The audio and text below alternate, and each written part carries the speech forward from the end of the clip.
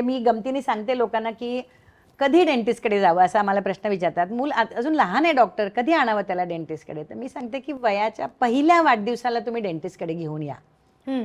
त्याला ब्रश कसे करणे, दाताचं महत्त्व काय आहे, आणि ब्रश करताना सुद्धा ठीक आहे आईनी बोटाने ब्रश करणं वगैरे हे ठराविक काळापर्यंत ठीक आहे, जोपर्यंत मुलाला चूळ भरणं हे माहिती नाहीये तोपर्यंत. त्याच्यानंतर ब्रश वापरण्याची आवश्यकता असते.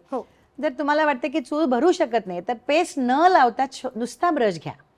मेकॅनिकल ऍक्शन सुद्धा पुरेशी आहे अन्नकण काढायला 2 दातांच्या मधले. आणि मग त्याच्यामध्ये खास टूथपेस्ट असतात ज्याच्यामध्ये ठराविक फ्लोराईडचं पर्सेंटेज असतं.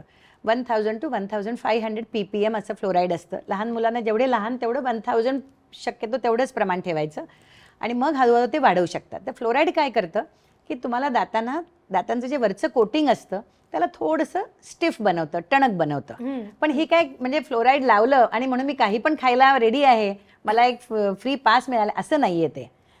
ब्रश करणं, रात्रीच्या वेळी ब्रश करणं सगळ्यात महत्त्वाचं आहे.